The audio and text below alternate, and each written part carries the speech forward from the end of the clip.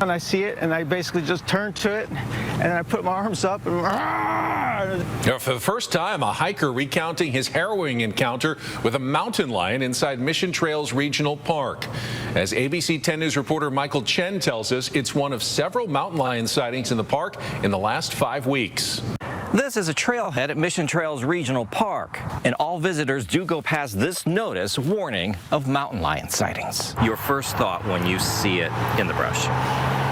I don't know if I can cuss, but it was just, it said a couple curse words. 2 Thursdays ago, this was the sight that sent Gabe Giannis' heart racing just before 7 at night, several hours into a hike on the Soykat Valley Trail in the central part of the park. Scared. I thought that was gonna be the, that's it. Giannis, an experienced hiker, was jogging down the trail when he saw it in the brush, about 5 feet off the trail.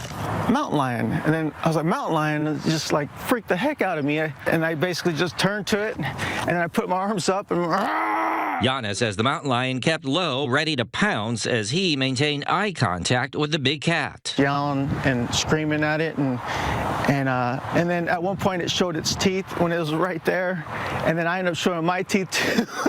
After a several minutes long showdown, the mountain lion backed off a little. Once it had backed off far enough, I started just to kind of move to the side, and it was moving to the side with me. That's when Giannis took out his phone and snapped these photos. About 5 minutes after it all began, the mountain lion took off. Park Ranger Christian Navarro. Gabe sounds like he did exactly what he should be. He stood his ground. Navarro says there have been several sightings of mountain lions, which are native to the park since late June. We've been actively monitoring that area. Well, we're pretty sure it's the same mountain lion.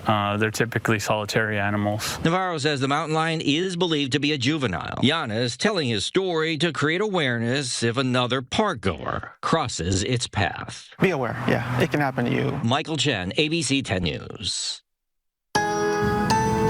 That is some scary stuff. Glad he's okay. Glad the mountain lion's okay.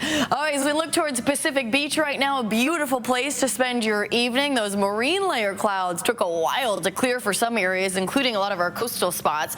In fact, you could see some stubborn clouds kind of lingering near Point Loma all the way down towards Imperial Beach.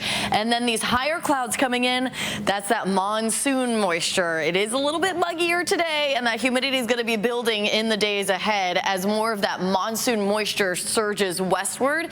In fact, as early as tomorrow, we may see a slight chance for a shower or thunderstorm over the mountain communities. Right now, we are in the 70s up and down our coastline, as well as in Fallbrook, Vista, Kearney Mesa, 80s for most inland and mountain areas. Very hot in the desert. It's up to about 113 right now. But it is cooler than it has been. It's warm. It's still summer after all, but temperatures are trending a little bit closer to normal, especially for the coast and our inland neighborhoods. In fact, I'm forecasting mostly 80s inland tomorrow. Still a lot of 90s for our mountains and about 110 or so in the deserts. And the heat advisory and the extreme heat warning for the mountains and the deserts have been extended. I'll pinpoint the details of that in your 7-day forecast. A man has been charged with setting the largest of the wildfires ripping through Spokane, Washington.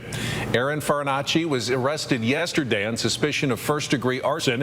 Authorities say he set the biggest of the 3 fires that have destroyed at least 700 buildings and forced more than 60,000 people to evacuate. Farinacci served time for killing his father in 2010 during an argument about washing dishes.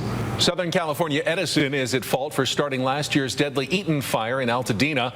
In a report released today, the LA County Fire Department said electrical arcing on an out-of-service tower sparked the fire, which killed 19 people and destroyed around 9,000 structures.